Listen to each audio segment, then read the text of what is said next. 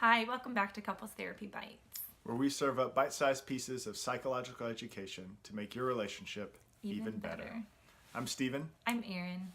And today we wanted to talk about an experience that often happens for couples who are trying to cope with grief, and that is the experience of incongruent grief. And I get that terminology from, there were some researchers back in the 80s by the name of Peppers and Nape who actually researched pregnancy loss, and they talked about the incongruent grief between partners. But for us, we're talking about this week about death, and the death of Erin's mom and the death of my dad, and just how we have tried to cope with that loss. And I think one of the things that we've discovered is that in a couple relationship, when there's grief, like we experience those same events, like the death of Erin's mom, the death of my dad, but because we're individual people with individual thoughts and feelings and emotions and our own like backstories, the way we are processing or the way we're perceiving that grief can oftentimes be really incongruent. It doesn't always match up. And we were trying to think of some ways of describing how that would be, and I don't know, I think, Erin, do you think you had a good example? Well, the other day, so it's been almost a year since our parents passed away, and the other day Stephen was trying to be reflective, and was being, and said to me, I just can't imagine what it would be like for you losing your mom. And part of that is because I wasn't very close to my dad, and Erin is very, very close to her mother. Yes. And the comment, I mean, even saying it now, it's kind, it's thoughtful, it's a movement towards and an invitation for presence. But immediately I heard, you weren't close with my mom? Like, what do you mean you can't imagine? You lost her too. And it took me, I'm not even sure, I don't even remember anymore what happened, but I had to think, he's not trying to say I didn't love your mom or she didn't love me.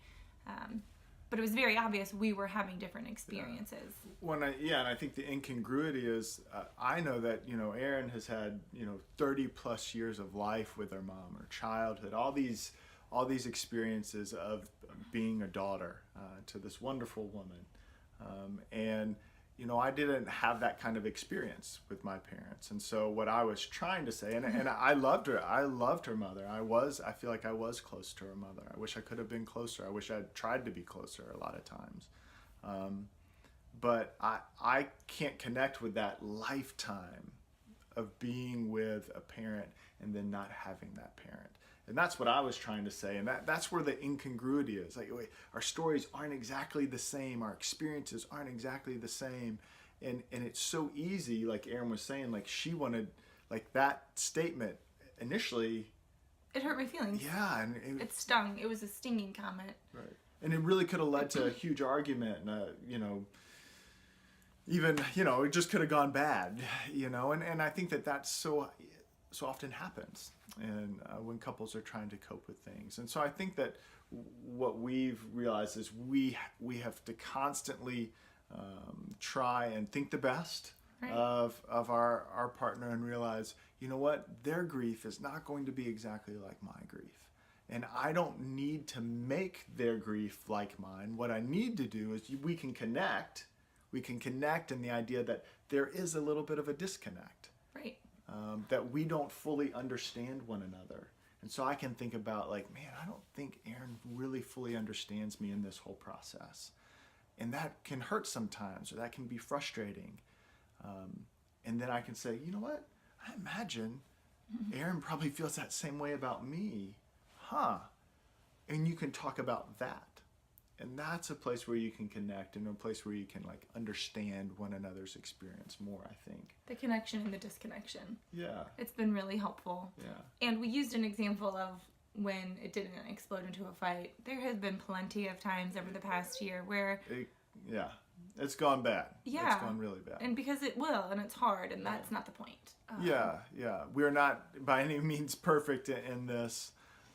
It's definitely difficult, for sure. But I wonder if you and your partner, if you're going through a time of grief, or if you've ever gone through a time of grief, if you could sit down And if you could talk about when is a moment where it felt like your stories didn't match up, where there was difference or incongruence, and how did you handle that, and what was it about?